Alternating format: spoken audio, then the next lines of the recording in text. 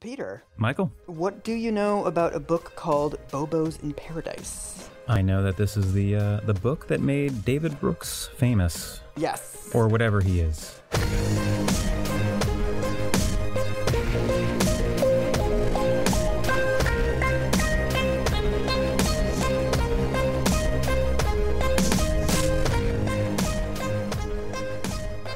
Should we start out by talking about, like, the phenomenon of David Brooks? I think you have to. As soon as his name comes up, it's like, okay, who's going to mention this first? Like, we have to get some stuff out of the way.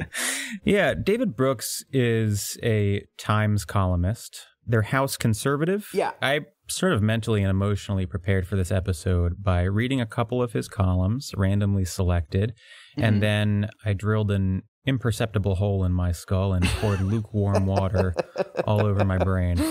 I mean, thinking about him as I have for the last month, unfortunately, if you were putting together a list of the most influential thinkers and writers of the 2000s, I think he would be probably in the top 5. Mm-hmm. He apparently had phone calls with Rahm Emanuel, who was at the time the chief of staff of Obama's White House, once or twice a week. Like a huge swath of the American establishment, like, looked to him for guidance of what they should be saying and doing. Right. And I always wonder whether that is influence or whether he's just being sort of used as a barometer. Right. Right? He's just sort of there and people are checking in on him. Right. Because he symbolizes something. Well, I mean, my sort of whole David Brooks, like, thing clicked into place when I was reading his bio. He's one of these boomers who, like, kind of brags about getting bad grades in high school. He's like, oh, school really wasn't for me. But then I attended the University of Chicago, like, immediately upon graduation. He graduates in 1983. And then this is the thing that, like, made everything click for me. He, for the next year, is a police reporter in Chicago. This is the only feet-on-the-ground journalism that he does. Yeah. Everything after this is just punditry. Right, he's like a political opinion haver. Right. So he just sort of, like, flits from thing to thing without any real object permanence and without really gathering any, like, deep expertise on anything. Yeah, and you really get the sense when you're reading his columns that that's exactly what's happening. Yeah. He will sometimes cite a single source, almost never two. It's incredible. He's creating the illusion of authority, right? He's like, right. FYI, in case you didn't trust me, I do read a book now and then. I keep thinking of, like, those, those, like, CBS shows where someone is like, I saw on NCIS the other day, and you're like, that's still on? Every time I see David Brooks, I'm like, oh, really? This fucking guy? Because he really only sort of, like, gets talked about when he's, like, being made fun of on Twitter. Yeah. 3 or 4 times a year, he'll kind of overstep the mark and he'll write something egregious and he'll get made fun of. Mm-hmm. But it's very rare to see an article or to see anybody say, like, oh, David Brooks had an interesting column the other day. Like, he doesn't really have the kind of, like, positive influence. It's just like every once in a while, he's just like the grandpa that gets, like, hit with sticks. Although I also, similar to NCIS, I feel like it's one of those things where you find out not only is it still on the air, but it's like one of the top shows on television. Well, that's the thing. I think a lot of those people that used to read him in the early 2000s are still reading him, and I think he's still probably fairly influential on that group. Right. Because I had one of my parents' church friends the other day. I mentioned I had lived in Denmark and I made some joke about socialism, and they're like, oh, did you know Denmark isn't actually socialist? I read in a David Brooks column the other day. I was like, first of all, that's just a nightmare of a sentence. Secondly, this is like a 3-hour-long conversation that I'm not willing to have with you. And I was like, oh, fun fact. Interesting. So the title of the book is Bobos in Paradise, The New Upper Class and How They Got There. Okay. As opposed to other books that we've done on the show, I'm not going to talk about this book thematically. I'm not going to, like, break it apart and put it back together. Okay. Mostly because the overwhelming experience of reading this book is not the ideology, it's the thudding shallowness. So do you know anything about this book? Yeah, I think I know what Bobo stands for. It's a combination of bohemian and bourgeoisie. Is that right? Yes. I don't really know much more about it than that. I think he was just writing about that generation, but I don't know much beyond that. So the book comes from his observation. He was posted in Brussels for 4 years in the early 1990s for the Wall Street Journal covering Europe. And when he returned to America, he noticed a bunch of differences in the kinds of lifestyles, the kinds of brands that people were buying, and just sort of the culture around him. So I'm going to send you an excerpt where he basically lays out the thesis of the book. Oh my God. I know, it's a big brick. This episode's going to have like a lot of quotes because some of the stuff that he says in the book, like you really have to like read it to believe it. All right. The thing that struck me as oddest was the way the old categories no longer made sense. Throughout the 20th century, it's been pretty easy to distinguish between the bourgeois world of capitalism and the bohemian counterculture. The bourgeoisie were the square, practical ones. They defended tradition and middle-class morality. They worked for corporations, lived in suburbs, and went to church. Meanwhile, the bohemians were the free spirits. They were the artists and the intellectuals, the hippies and the beats. But I returned to an America in which the bohemian and the bourgeois were all mixed up. It was now impossible to tell an espresso-sipping artist from a cappuccino-gulping banker. And this wasn't just a matter of fashion accessories. I found that if you investigated people's attitudes towards sex, morality, leisure time, and work, it was getting harder and harder to separate the anti-establishment renegade from the pro-establishment company man. By the way, no, nothing I would like less than for David Brooks to investigate my attitude towards sex. We have a really long excerpt about that later. It's really dark. I feel like this is combining two of the most hackish think pieces. The first is where you define an entire generation of people based on like a couple of mostly aesthetic shared features. Like the modern version of this is you just find out what app is popular with 15-year-olds, and then you pitch to your editor a piece called like the Snapchat generation. Yeah. Right. And then the other archetype is when you make the observation that a generation of people that used to be like more carefree and anti-establishment in their youth are now more bland and conservative because they're like 45. It's like, well, this guy used to listen to Nirvana, but now he has a job selling insurance. But then I also think that in a way that is not a given for the books that we talk about on this show, I think the central premise of this book is true. The first chapter is where he lays out the sort of core argument. And the core argument is essentially there used to be a much more entrenched hereditary elite in the United States, like the old money, Carnegie's, East Coast elites, right? And really, since the 1960s, there has been the creation of a kind of knowledge class. It's a bunch of people who have these kind of professional jobs and who do have this kind of ethos that comes from the kind of post-hereditary aristocracy world. Yeah. I think that is true. Yeah.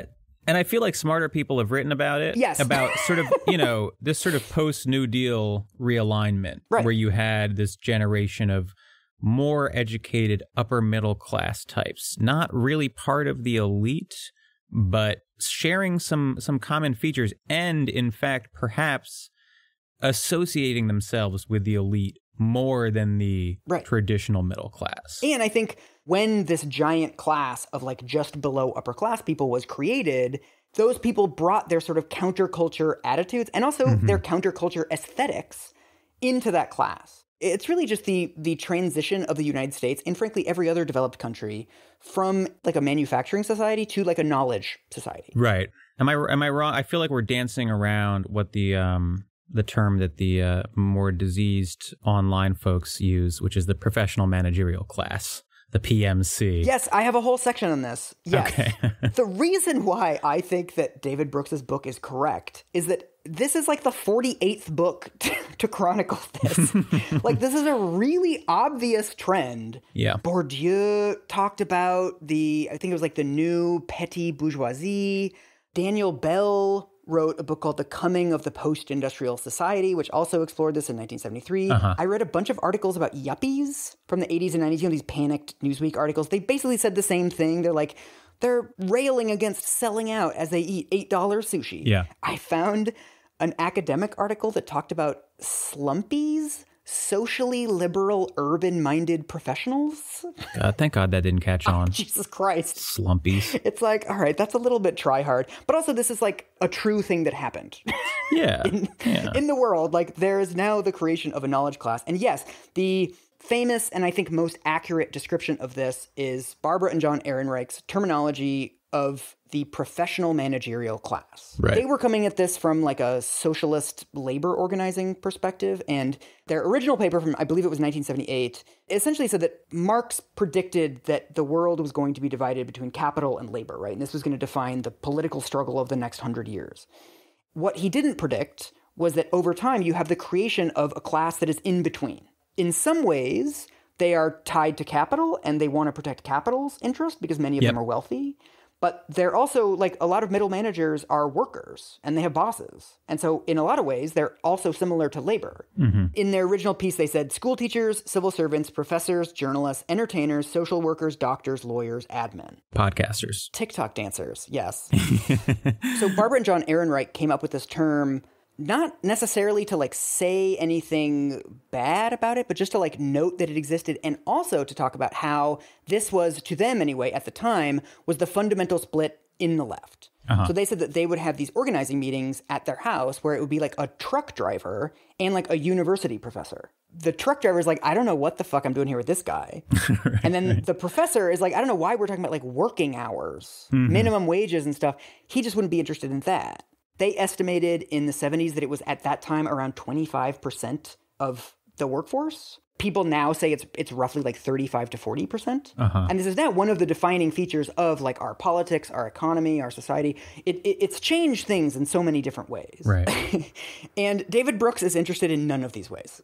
David Brooks is like, you ever notice that people are drinking a lot of cappuccinos these days? Exactly. Like this is what he's interested in, is basically he's just like driving around strip malls and like taking notes on stuff that he sees. But he's not doing any of the like actual analysis or even like meeting these people. Like this is a book about Bobos, right? About a social class that comprises somewhere, 50, 80 million people, right? This book does not have one interview. So like you don't get any specificity in this book, but you do get a lot of like what we saw in the earlier description where he's like cappuccino gulping bankers. It feels like what he really wants to say is like, doesn't this stuff seem a little bit gay? Yeah. But he can't say that. It is, he tries to mask it because he says like, I'm a Bobo myself in the introduction, but like he fucking hates these people. It's like really obvious that he fucking hates these people. So basically his entire argument, which again could have been like a magazine article, it would have been fine, is that it's essentially education that has caused all this. That the mass availability of education starting in the 1960s, the expansion of higher education, created all these educated people, and then all these millions of educated people essentially flooded into the workforce and then started like replicating American culture along the lines of their own tastes. So the first chapter of the book is called The Rise of the Educated Class. And to illustrate the difference between America's previous ruling class and its current ruling class, he contrasts... You're familiar with the New York Times wedding page, right? Yeah, the New York Times wedding page is a list of weddings that, except that it is this sort of like prized status symbol. If you are a couple of successful people, you might get a wedding write-up. If one of you is the child of someone famous, you will certainly get a wedding write-up. Yeah. But yeah, this is something that you throw in the face of the housewife you hate the most, right, at your little dinner parties or whatever, if you're a New York City asshole. As a New York City asshole, are you going to try to get one? I'm going to be honest, I didn't know that you try. I don't know how the process works. Do you like apply? Someone has to mention it to someone at the Times. Like, hey, one of the top 20 legal podcasters in the country is getting married. Let's not drop the ball here. So what he's basically trying to do with this chapter is he wants to contrast the previous ruling class with today's ruling class. And the way that he does this is by talking about the New York Times wedding pages, which I think is like a smart pop journalistic way to do this, of just like to draw the contrast. So he talks about the page from 1950. Of course, it was all like pedigreed people. And I guess it would mention when your ancestors arrived in America. Okay. Apparently, the women's jobs were never mentioned, or like they didn't have jobs. Yeah, that was disqualifying if the woman had a job. It's just kind of like a snapshot of where the ruling class was in 1950, right? And then he contrasts this with a bunch of wedding announcements from 1998. So I'm going to send you another abysmally long excerpt from this. All right. The couples tell a little of their own story in these articles. An amazing number of them seem to have first met while recovering from marathons or searching for the remnants of Pleistocene man while on archaeological digs in Eritrea. They usually enjoyed a long and careful romance, including joint vacations in obscure but educational places like Myanmar and Minsk. Many of the couples broke up for a time. Then there was a lonely period apart while one member, say, arranged the largest merger in Wall Street history, while the other settled for neurosurgery after dropping out of sommelier school. See? He's good at what he does, man. Sometimes we get to read about modern couples who propose to each other simultaneously. But most of the time, the groom does it the old-fashioned way. Often, it seems, while hot air ballooning above the Napa Valley, or by letting the woman find a diamond engagement ring in her scuba mask while they're exploring endangered coral reefs near the Seychelles. Okay. So it's quite a portrait. It's quite a portrait. But then, okay. So he's doing something here that he's clearly very good at. Mm-hmm. He's giving you these little status details that indicate the aesthetic shift that has happened in America in the last 50 years. Mm-hmm. So to understand what David Brooks is really doing here, we're going to take a little detour. By far the best article that's ever been written about David Brooks was in 2004 by Sasha Issenberg in Philadelphia Magazine.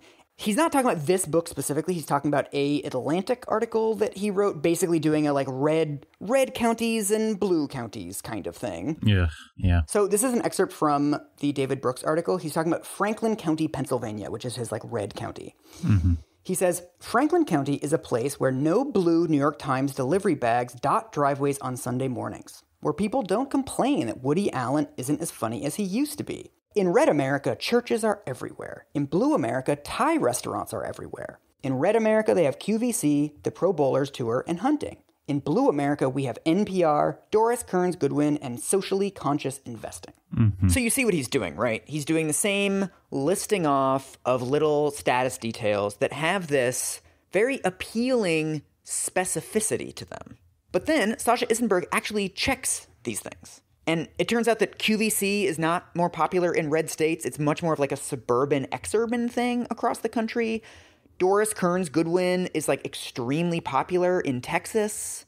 The thing about like they go to church in red states and they go to Thai restaurants in blue states is just totally fucking baffling. And I can't believe it got past an editor. Like obviously they have Thai restaurants everywhere in America. Right, At one point, he says, like, in red counties, they have riding lawnmowers, and in blue counties, they have undocumented immigrants. What the fuck? No, they have, like, undocumented populations are larger in red states. Right. So at one point, David Brooks said that it was a challenge for me to spend $20 on a meal when I was in red America. And he's like, I went to Red Lobster over and over again. I couldn't spend $20. And then Sasha Issenberg goes to this place and like he goes to Red Lobster and the most expensive item on the menu is a steak for $28.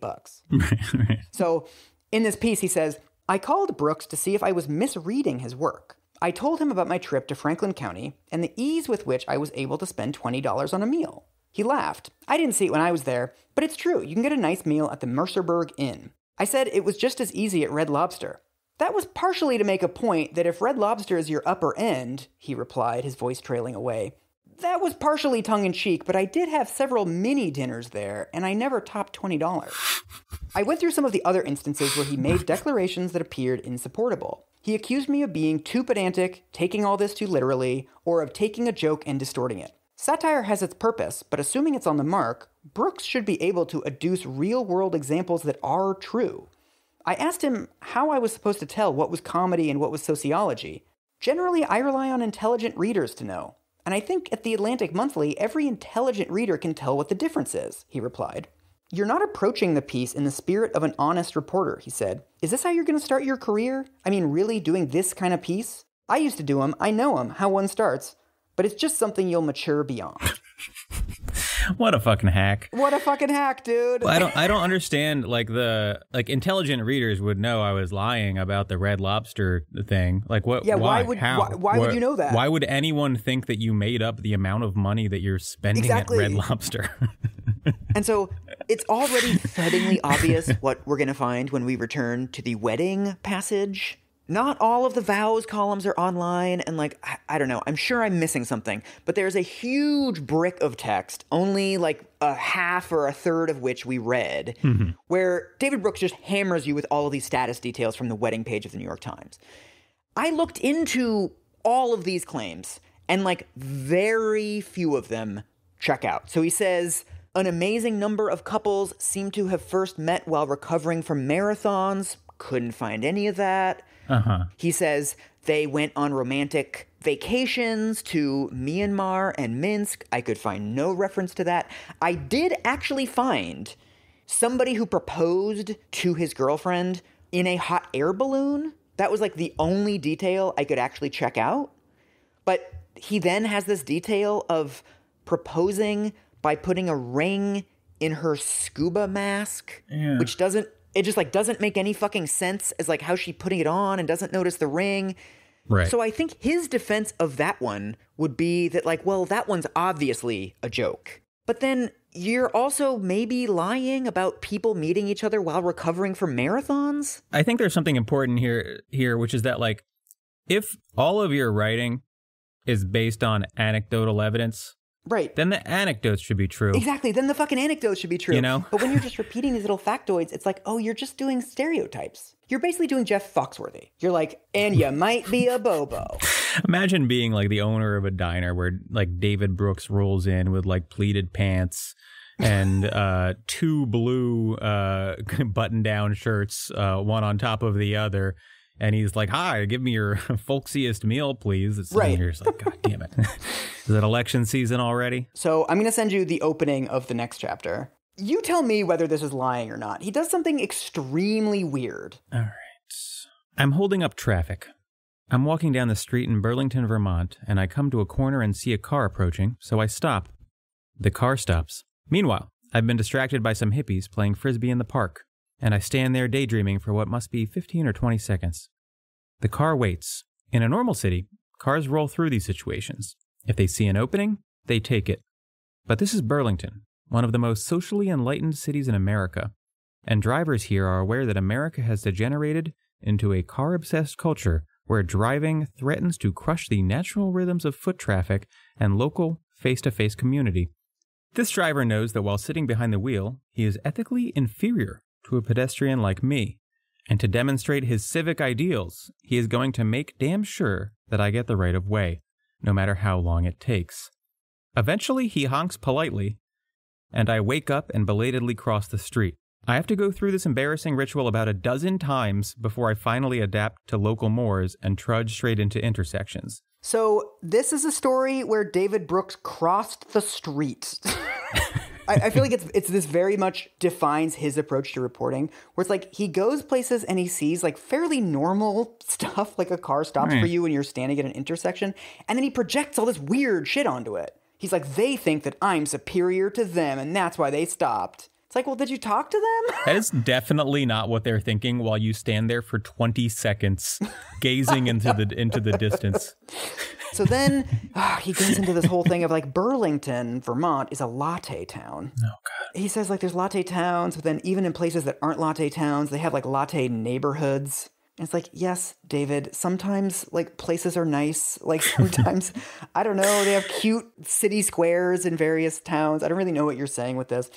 But then he gets to a restaurant where he has lunch, and he says, I was sitting outside at a table eating lunch, counting the number of piercings the waitress had on her ears, nose, lips, and belly button. 19, I think. I'm sure she loved that. I know. He's like, stand still, honey. I got a column to write. But I kept getting distracted by an aging hippie at the next table who would not shut up about zero-based budgeting and the differences between preferred and common stock. Gray ponytailed and casual about his grooming, he was lecturing like a professor at the Harvard Business School to a young Woodstock wannabe in grainy glasses and a peasant dress. She was taking notes on a yellow legal pad, and intermittently they would digress and talk about some bookkeeping practice or management technique they could adopt at their own company.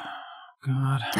This is so annoying. This is nothing but obvious fiction where he's like, I know. I would love to just sort of like paint a quick picture of the type of people I'm talking about. Yeah. What's the easiest way to do that? Well, make them up. He also says like aging hippie, but like, how do you know that? The guy... Right, because he's got like long hair. Yeah, like it might just be a guy who works in finance describing finance things. Also, I don't know that any of this fucking happened, frankly. Mm-hmm. Do some people have 19 piercings? Sure.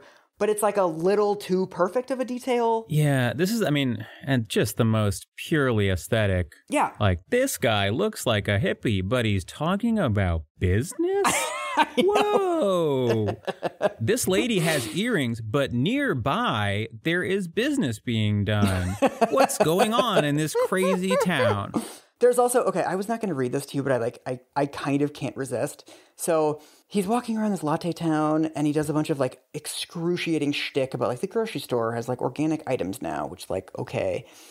And then he says, the Great Harvest Bread Company has recently opened up a franchise in town. This particular store is owned by Ed and Lori Kerpius. Ed got his MBA in 1987 and moved to Chicago where he was a currency trader. Then, as if driven by the ineluctable winds of the zeitgeist, he gave up on the decade of greed stuff so he could spend more time with his family and community. So him and his wife opened up the shop. They greet you warmly as you walk in the door and hand you a sample slice about the size of a coffee table book. A short lecture commences on the naturalness of the ingredients and the authenticity of the baking process. The store is spare, so you won't think there's any salesmanship going on. Instead, there are teddy bears and children's books for the kids who hang around, and there's Starbucks coffee on sale for the adults. If you ask them to slice the bread in the store, they look at you compassionately as one who has not yet risen to the higher realm of bread consciousness. You can't ask for them to slice the bread in the store. Well, Sir, what? Sir, please leave. I was livid reading this because, like, these people just sound nice. Yeah. Like, they run a bakery. You went in there and they gave you a free slice of bread and they, like, presumably you asked them about their life story and they told you, like, yeah, I used to be a currency trader. Then I moved up here to serve bread. And then you're like, oh, fuck these people. I'm going to make fun of them in my, like, best-selling book. Right. And, like, read all this weird stuff into them that, like, they were judging me for wanting the bread sliced. According to the facts here, they just seem like nice people who, like, made some chit-chat with you. I will take your straightest, whitest loaf of bread, please. Sliced. But then, okay, so then, I mean, this then becomes like a whole tedious thing where, like, he goes to Anthropology, the furniture store, God damn it. which is, like, very zeitgeisty at the time. And then he describes, like, the couches with, distressed leather and blah, blah, blah. Mm-hmm. It's, oh, God, it's very hard to keep your concentration. It's just punishing to read these fucking passages. Girls are ripping their own jeans these days. But then what really frustrates me about this book is that I actually think that he's onto something. Mm-hmm. I think that this aesthetic shift that we went through from the 80s to, I guess, the 2000s, where, like, yeah, people were paying $150 for jeans that had fucking holes in them. Right. The mass marketing of authenticity, of the aesthetic of authenticity. I would like to read a real book about that. Yeah, no, I agree with that. And I also think that, like, the people who are doing the same corporate work as their fathers, but have, like, adopted the optics of either individualism or counterculture, whatever you might want to call it, that's sort of an interesting topic too, right? That the aesthetics have changed. But the least interesting way to go about that is to walk into a bakery and be like, things are crazy now. Apricot loaves. I do think it's sort of, there's a degree to which, like, corporations have adopted these aesthetics. And that is, like, a little more nefarious and weird and complex. But I do think that if it's like the year 2000 and there's, like, someone who was a hippie in 1971 and now they have a job, but also a ponytail, that's not that weird to me. That just sort of makes sense. Yeah. I think you're right about the fact that a lot of it goes back to marketing. Mm-hmm. In a passage, like, it appears toward the end of the book, and I actually skipped it because I was like, I can't fucking do this again. He goes to, are you familiar with REI, the outdoor goods store? Sure. So it's like, whatever, North Face, any of these, like, high-end parka companies. And he has something that is, like, borderline insightful about how they're selling all this, like, super hardcore mountaineering gear to people who are just going to, like, wear it in their Subaru as they drive to their office park and walk, like, 3 minutes to their job. Yep. It's the aesthetics of, like, you're an extreme person doing extreme stuff. Right. He has another borderline interesting section about vacations, how it used to be, like, you'd go to Paris and you'd go to the Eiffel Tower, whatever. Yeah. But now it's sort of like, well, when you go to Paris, you stay at, like, an abandoned candle factory. Everything has been sort of artisanized. Mm-hmm. Everyone wants, like, an individual experience, and none of us want to feel like we're part of mass culture. And the mass culture has gotten very good at selling that back to us. The idea that we're our own individual person, even as, like, I'm wearing an REI coat that 40,000 other people own. Yeah. I think there's a degree to which, like, the suburbs have sort of, like, swallowed our soul. That has left people feeling like they don't have a way to express themselves individually. There's too many people. We're all pretty similar. How do you reckon with existence? How do you fend off your perpetual existential crisis? You need to believe that you are doing something interesting. Yeah. Well, this is another thing that Brooks never really talks about in his book. He because he has so much contempt for liberals who like run nice bakeries, he keeps going back to this as like a liberal thing. But I read this really interesting article when I was researching our episode on the Chicks for You're Wrong About the aesthetics of country Western music taking over the Republican Party. You know, George H.W. Bush didn't wear a cowboy hat. Yeah, no, he was a bureaucrat and a statesman. Yeah, he's like a patrician old money guy, right? And then you get to his son, who has this fake ranch in Texas, and he has to play up all this Texas stuff, even though he's like very obviously just like a legacy kid. An accent that's drastically stronger than his father's. Exactly. The aesthetic sort of move has happened on both sides. It's just obviously happened differently. Like a lot of people in red states drive pickup trucks who like maybe help their friend move once a year. They're doing the same thing as the REI people are doing. Yeah. These aren't really like elite things. This is kind of everybody. And most of this is like mass culture. Yeah. Starbucks was in every fucking mall in America. Anthropology is in every mall in America. Yeah. This is from a weird time in like the late 90s, early aughts, when for some reason Starbucks was like just affiliated with like fluffy liberals. Yeah. This is like a massive, sprawling, multi-billion-dollar company. Right. There's a tendency among the David Brookses of the world to just like look at whatever liberals are doing and being like, well, that's just some frilly bullshit, you know? Yeah. Why aren't you eating Wonder Bread off the floor? Oh, you bought a jacket. You don't really need that vest. I'm going to write a book about this. All right, so the next chapter is about corporations. It gets into a different tendency of his, but first we have to start with the opening vignette. This is about business and pleasure. Ugh. Okay. Go down to your local park in the summertime. You'll see women jogging or running in sports bras and skin-tight spandex pants. All right, David. I know, just tone it down, David. Relax. Imagine if the Puritans could get a load of this. Women running around in their underwear in public. But look at the bra joggers more closely. It's not wanton hedonism you see on their faces. They're not exposing themselves for the sake of exhibitionism. Any erotic effect of their near nudity is counteracted by their expressions of grim determination. They're setting goals and striving to achieve them. You never see them smile. Not true. David Brooks is just, telling every jogger that passes him to smile, and none of them are smiling. Yeah. And he's like, they never smile. They look back angrily, like your wife when you return from work 2 hours late after a long dinner with your research assistant. So this chapter is about companies. He talks about how companies are kind of getting rid of these hierarchical things. Apparently, there was a thing where DreamWorks got rid of job titles. Okay. One of the examples is AOL, because it's the year 2000. So they're doing like urban villages. There's another company that sets up like rolling desks to make it easier for people to collaborate. Like, the Bobo move is to get rid of hierarchies, right? So it's like companies are getting rid of hierarchies. Okay, yeah. CEOs are wearing jeans now. CEOs show up in sweaters. A lot of CEOs talk about work as this form of self-actualization. They talk about workers as their families. There's kind of like this casualization, and it's a little bit gauche to talk about things like, oh, you're my boss or whatever at work. Yeah. He talks about how, the CEOs, even though they're all saying this, like, oh, it's not hierarchical here or whatever, they're still kind of bragging. When I go into work on the weekends, I see a lot of people coming. They're part of our family. And so they just like want to work on the weekends. Yeah. Yeah. He's kind of trying to tie it back to the jogger. He says, countercultural capitalists are not restrained by the old puritanical or Protestant code. Instead, they've constructed their own ethos that creates a similar and perhaps more rigorous system of restraint. They have transformed work into a spiritual and intellectual vocation, so they approach their labor with the fervor of artists and missionaries. Their collars may not be buttoned up, and their desks may not be neat, but they are, after a fashion, quite self-disciplined.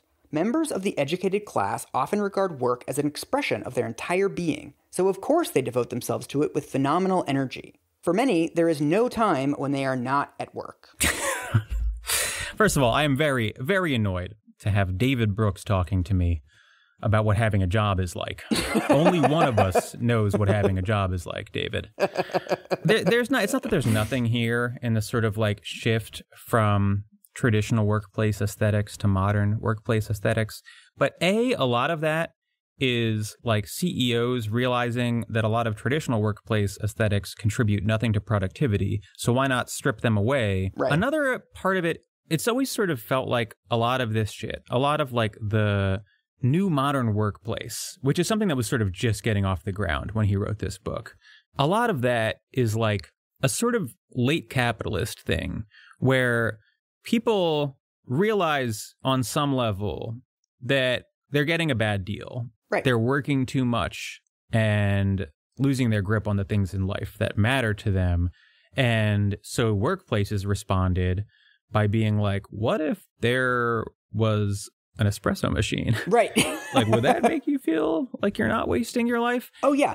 I mean, one thing that's amazing to me about this book is that every once in a while he will write a paragraph like this one that is, I think, insightful and true, but he doesn't like have any thoughts about it. So what he's basically saying here is that CEOs have started marketing work as like self-actualization. Yeah. And at the same time, he's saying like, well, wait a minute. All this is doing is making everyone work harder. Mm-hmm. This only benefits the CEOs. Yeah. This is like a fucking communist tract. Like this could appear Yeah. in Jacobin, right? So like rise up and like break out of your shackles. But David Brooks just like says it and then just like moves on. Right. There's no like reflection of like, well, wait a minute. Maybe this is all just cynical, David. Maybe there's no actual Bobo anything. Maybe it's just fucking marketing. Yeah. And it's a form of control. And it's something you tell workers to increase retention rates and to get them to do dumb shit like work on the weekends. But this isn't a form of self-actualization because there's still at-will employment. You can get rid of these people at any moment. This is also during the rise of the first .com bubble where like all these people are going to get laid off, right? It's AOL employees. Right. But David Brooks looks at this entire situation and the only lens he can view it through is liberal hypocrisy. Yeah. So the whole chapter, he's like, Bobos say that they self-actualize at work, but they're sadder than ever. Yeah. It's like, okay, David, Right. but do you have any thoughts on like the CEOs that are cynically lying to them? Corporations that are appropriating this like act of rebellion aesthetic without any actual fucking content. Do you have any thoughts, David, on like the power structures at play here? This is what no class consciousness does to a motherfucker, right? Just like, Right. It's very weird to watch him just like point out these phenomena that are like in and of themselves quite interesting and have a lot behind them and just be like, another Bobo thing. Right. And then move on to the next one. Here we are. Yeah. In between writing incredibly horny paragraphs about female joggers. But look at the bra joggers more closely. Look at them so closely. But then this also represents an interesting epilogue to the other books that were written about this. So Barbara Ehrenreich unfortunately passed away earlier this year, but in the last 10, 15 years of her life, she had completely discarded the concept of the professional managerial class. Right. Because it has bifurcated so much, right? That you have tenured university professors, and then you have all these adjuncts who are just like hourly labor. She says, those of us who have higher degrees have proven to be no more indispensable to the American capitalist enterprise than those who hone their skills on assembly lines. The debt-ridden, unemployed, and underemployed college graduates, the revenue-starved teachers, the overworked and underpaid service professionals, even the occasional whistle-blowing scientist or engineer, all face the same kind of situation that confronted industrial workers in the late 20th century. Right. This is, again, something that David Brooks does not talk about, right? He's talking about, like, the CEOs are Bobos, and, like, the waitress with piercings is also a Bobo. Okay, so right. Are we talking about people who aged into this, or people who were Right. born into this? And are we talking about people really at the top of the economic ladder, right? Like, you know, CEOs don't wear business suits anymore. Okay. But then you're also talking about people in like low-level retail positions. Right. Those two people don't necessarily have anything in common. No, they hate each other. Right. There's no evidence that they have the same values, except that he believes that like adherence to certain formalist archetypes, like the way you dress, the way you present yourself, right, etc. He believes that that's a value in and of itself. Right. When you write about something as complex as like an entire generation of people, right, and you're not talking about class in any way, you're not talking about the fact that like at this point you were about a quarter century into wages and productivity disconnecting almost completely, you're just not able to accurately describe what you're seeing. Right. Which would almost be forgivable if he even fucking tried. Right. And he's not trying. Yeah. Okay, so final chapter. There's like an opening vignette of every chapter. And the opening vignette of this chapter is about fetishists. Oh my, I was going to say, I hope this is less horny. I'm going to send you an excerpt in a second, but this is just the very beginning of the chapter. He says, if you'd like to be tortured and whipped with dignity and humiliated with respect, you really ought to check out the internet newsletter of the Arizona Power Exchange, an S&M group headquartered in Phoenix. Oh, God. The organization offers a full array of services to what is now genteelly known as the leather community. For example, on a recent August 3rd, according to the summer newsletter, there was a discussion and humiliation session. On August 6th at 7 p.m., there was a workshop on caning. The next night, the Bondage, Sadomasochism, Personal Growth, and Support Group met with Master Lawrence, while on August 10th, Carla helped lead a discussion on high heel and foot worship. And this goes on. This goes on. It's so boring. It's so judgy. This is one of the things about, the early days of the internet when, like, all of a sudden these communities that most people in David Brooks's position weren't aware of now have, like, a message board somewhere. Yeah. And he's like, my God, people are whipping each other. And, like, he doesn't have anything, again, because he didn't fucking interview anybody. He doesn't have anything interesting to say about this, right? He's just gawking at it. It's like, ugh, they're holding workshops. You believe this shit? I am sexually harassing female joggers like a normal person, and these guys are out here worshiping high heels. This is a section where he talks about how Bobo sexuality is just as puritanical as the old sexuality. Okay. Bobos turn out to be the Parsons of the pubic region. Nearly gone are the 1960s traces of Dionysian wantonness. Instead, play safe and play responsibly are the slogans that are repeated again and again in sophisticated sex literature. The practitioners talk so much about how healthy it all is that you'd think they were doing jumping jacks. To keep everything responsible and under control, weird activities are codified in rules and etiquette. Weird activities. The rules at a group sex community meeting, when it is necessary to sign a legal waiver, when to wear latex gloves, when it's okay to smoke, are strictly adhered to.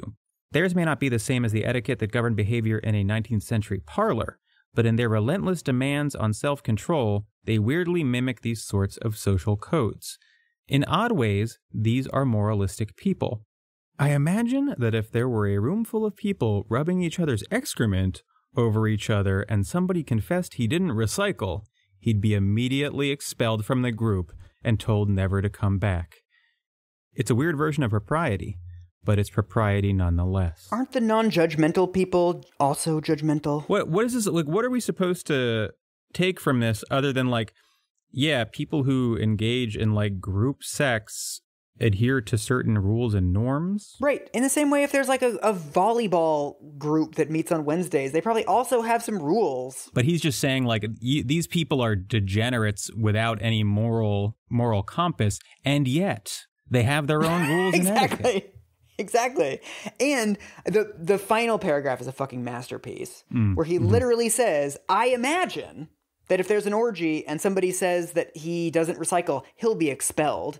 Right. And then he immediately jumps from his fake anecdote to basically Bobos are like just as puritanical as the previous ruling classes. But this is a completely hollow fucking argument because you've made up the evidence for it. You've said, I imagine. Also, Puritanism is not just having rules and norms. Right. Like, that's not what that's not what puritanical behavior is. Exactly. This is a 2000s version of, like, modern cancel culture discourse where it's like, you know, the left says that they don't like the authoritarian impulses of the right, but they're critiquing this professor on Twitter for using a well-known slur against Mongolians.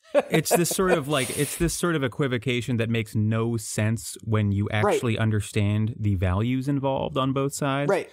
This is the one area where I would forgive David Brooks for not being able to do any actual reporting, because if he walked into a BDSM social group, they would be like, sir, you need to leave. Get the fuck out of here. I know.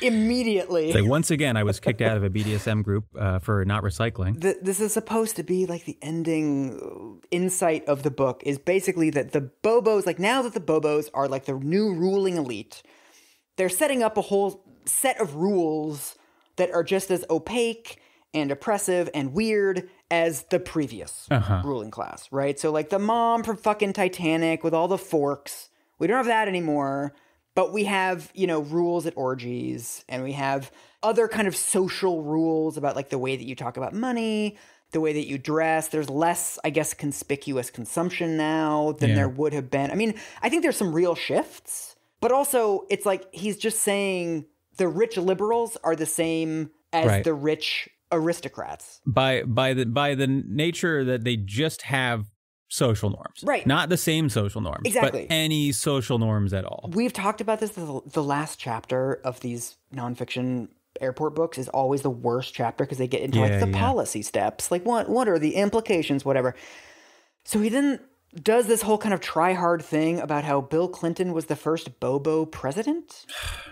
And then he says, they've settled on this style of politics because this is what appeals to the affluent suburbanites and the sorts of people who control the money, media, and culture in American society. Today, there are about 9 million households with incomes over 100,000, the most vocal and active portion of the population. And this new establishment, which exerts its hegemony over both major American political parties, has moved to soften ideological edges and damp down doctrinal fervor. The people of the left and the right who long for radical and heroic politics are driven absolutely batty by tepid Bobo politics. They see large problems in society and they cry out for radical change. This new centrist establishment frustrates or stifles their radical ideas, and yet they find it hard to confront this power elite head on. The Bobo establishment seems to have no there. It never presents a coherent opposition. It never presents its opponents with a set of consistent ideas that can be argued and refuted. Instead, it co-opts and embraces. While those on the left and right hunger for confrontation and change, the Bobos seem to be following the advice on their throw pillows. Living well is the best revenge. This is interesting because it reads like a withering critique of that type of centrism. Yes. And that's exactly what David Brooks' politics are. Exactly. It's fucking incredible. He's just saying it. He's like, oh, the ruling class is like the wealthy who like actually control things in this country. They have no governing ideology. They have no like actual preferences for anything. They basically just want to stay affluent and they want everybody to stop shouting. It's like, yeah, David. I truly cannot believe that he wrote all of that out and then went on to lead the life that he has led. I know. This is a critique that if like you showed it to him now, it would be like when you show the androids in Westworld the blueprints of themselves and they can't they're programmed to not recognize it.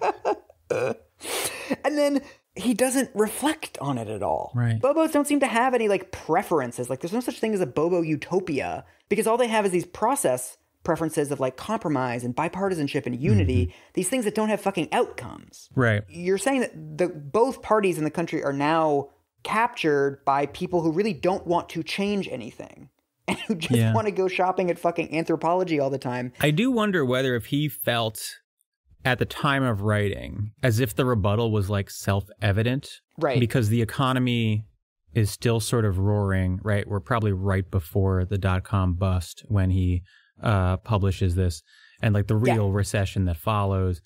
And maybe he just thought that it was sort of obvious that like, yeah, of course those critiques are silly. Look at how fucking great America's doing. That is actually the ending of the book, like quite explicitly. He basically says like Bobos have ushered in an unprecedented era of peace and progress, right? Like things are kind of fine. And so there aren't really any policy solutions at the end of the book. Like he doesn't even really try. He just says that Bobos have to launch a project of national greatness. Yeah, this is, I feel like, something that a lot of like late 90s political writing shares in common, where the sort of sense that things are going great is just permeating it, and it's this underlying assumption. It reminds me of like in The Simpsons, there's an episode where Springfield gets hit by a hurricane and Homer walks out in the eye of the hurricane, and I think it's Lisa is like, watch out. Like, we might just be in the eye. And he's like, relax. See how calm and eerily quiet it is? And that's how I feel like they were writing about politics in the 90s. They're like, there's no reason to be alarmed. Look how great everything's going. And then you get a recession, you get 9/11, the Iraq War, Katrina, and another far worse recession in the span of the next 8 years. Right. And it's like, it is this little postcard of like a completely lost world. Yeah. From a mind that is not prepared for what is about to happen. So that's the book. I want to fast forward. Mm-hmm. In late 2021, he writes an article for The Atlantic that's basically a follow-up to this book. And it's called How the Bobos Broke America. So I'm not going to read large excerpts of it. We're not going to go through it in detail, but I will read you a brief excerpt of kind of the thesis statement. David Brooks says, I got a lot wrong about the Bobos. I didn't anticipate how aggressively we would move to assert our cultural dominance, the way we would seek to impose elite values through speech and thought codes. I underestimated the way the creative class would successfully raise barriers around itself to protect its economic privileges. Not just through schooling, but through zoning regulations that keep home values high, professional certification structures that keep doctors and lawyers' incomes high while blocking competition from nurses and paralegals, and more. And I underestimated our intolerance of ideological diversity. Over the past 5 decades, the number of working class and conservative voices in universities, the mainstream media, and other institutions of elite culture has shrunk to a sprinkling. When you tell a large chunk of the country that their voices are not worth hearing, they're going to react badly. And they have. Okay, so he believes that he got things wrong primarily because he believes that he underestimated the degree to which liberal elites would sneer at everyone else. Yes. What a unbelievably bad diagnosis of what he got wrong. At one point, he describes the sort of Trumpist right as people who feel that they have been rendered invisible will do anything to make themselves visible.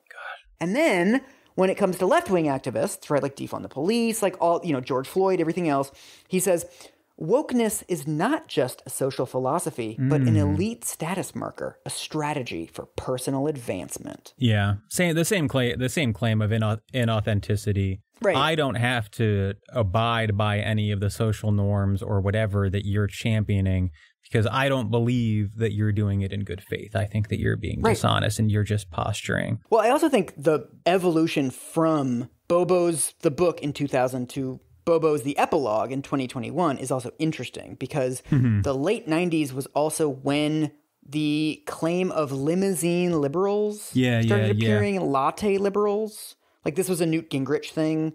And it's interesting that just after that smear starts showing up, David Brooks writes essentially a long form version of that smear. Yeah. Right? It's just like liberal hypocrisy, the entire book. And then now in 2021, when the right is saying look what you made us do, he basically writes an article that is like, look what you made them do. Yeah. He's been very vocal against Trump too, which I give him credit for. But also he is echoing a more polite version of precisely the same arguments that you do find on the far right. He is a water carrier for the establishment. He's a water carrier for entrenched reactionary interests. Yeah. It's so fucking weird. And, it's like this long-standing left critique that elite capitalists would, of course, prefer fascism to any sort of socialism or social democracy. And David Brooks is here to run cover for him. Right. He's not, I don't know if he necessarily prefers fascism, but he definitely thinks we should hear the fascists out. So wrapping up, this is a podcast about the most harmful ideas of the last 50 years. And thinking about the harms of David Brooks, I don't actually think that the problem is David Brooks himself. The problem is the need for David Brooks. Right. The reason that Brooks has a career is to reassure the liberal establishment that they are reasonable people who can listen to the other side and feel intelligent and feel like they're considering all of the options. Brooks himself, though, has almost nothing to say. Right. The question for the liberal institutions that have spent 2 decades propping up David Brooks is, why should we listen to this guy? Right. Is it because he's a subject matter expert? No, David Brooks doesn't have any deep knowledge of anything. Is it because he does deep reporting? No, David Brooks doesn't do the most basic level of investigation to find out whether his impressions are true. He just prints his impressions. Right. Oh, this guy has a ponytail. Has he been right about a lot of other things in the past? Also, no. The only reason to listen to David Brooks is some sort of empty commitment to ideological diversity. Yep. But what is the point of intellectual diversity if the person we're hearing out is shallow and lazy and lying and wrong about everything? Yeah. Right? That's not the New York Times opinion page challenging its readers' preconceptions. It's giving their readers a completely false impression of what conservatism is. Yeah. David Brooks has had no influence over conservatives since the 1990s. The number of quote-unquote reasonable conservatives in this country is roughly 7, and they all have fucking columns at newspapers. Yeah. I mean, he at this point, he is, I think, openly identifying as a Democrat. Yeah. He was like a never Trump guy that actually held out. Right. And I would say the reason that he held out is because a lot of the never Trump folks were conservatives who were like, this isn't what conservatism is really about. And then like a few years later, it was pretty obvious that it is what conservatism is actually about. Right. And the entire movement is lining up behind Trump and people like Trump. But Brooks didn't do that because he's not beholden to the conservative movement, because he's beholden to the liberal movement. Right. And I think that also this sort of this dynamic explains why David Brooks sucks. He doesn't need to be good because that's not the purpose that he serves. The purpose that he serves is not to provide insight. It's to sort of play a role in insular liberal politics, right? Conservatives don't need David Brooks. Liberals do. I want to end with probably the most infamous David Brooks paragraph ever written. You know about this one, right? The sandwich one? Oh, Jesus Christ, yeah. Do you want to read it or should I? You can go. Okay. So this is in one of his New York Times columns. He says, recently I took a friend with only a high school degree to lunch. Insensitively, I led her into a gourmet sandwich shop. Suddenly, I saw her face freeze up as she was confronted with sandwiches named Padrino and Pomodoro and ingredients like sopressata, capicola, and a striata baguette. I quickly asked her if she wanted to go somewhere else, and she anxiously nodded yes, and we ate Mexican. That is one of the masterpieces of this mind. Yeah, I love I brought my doorknob stupid friend who has never heard of like various popular Italian sandwiches, and in fact actually has a panic attack when she reads them on a menu. I know. Brought her to a classic deli, and of course she will never be the same again. I know. But then, okay, what I learned reading like 400 David Brooks columns is that he is the king of having things that look really bad when they're taken out of context and look worse when they're in context. What gets lost with this unbelievably condescending paragraph is that it's in the middle of a column about all of the ways that people are hoarding opportunity in America. This has like become one of the frameworks that people are using. So he kind of runs down all of the evidence for this phenomenon that it's just harder to get ahead than it used to be. But then the article uses the sandwich anecdote to say it's not really, really fucking obvious things like jobs don't pay as much as they used to. Housing costs more than it used to. College costs more than it used to. It's not that stuff. It's the aesthetic stuff. Fucking names of fucking sandwiches. It's like, no, David, it's the housing. Yeah. No, it's the jobs and shit. Yeah. It's the jobs and shit. Right. It just is like such a metaphor for his whole kind of project of just like, no, look away from the really obvious and like measurably devastating stuff and look at this like dumb bullshit that I have a made up anecdote about. I mean, it is remarkable how many times he can write these pieces that tout the unreasonableness of like liberal, coastal, cosmopolitan aesthetics. And in the process, he is just insanely condescending towards the people that he believes that he's boosting. Unbelievable. I know. This woman cannot read a menu, and he notices her sheer terror at the prospect of like a type of ham she hasn't had before, and he's like, "Do you want to leave?" Like, and she's like, "Yes, please. I don't feel safe here." David, what's capicola? But on the bright side, at least nobody offered her a free slice of bread.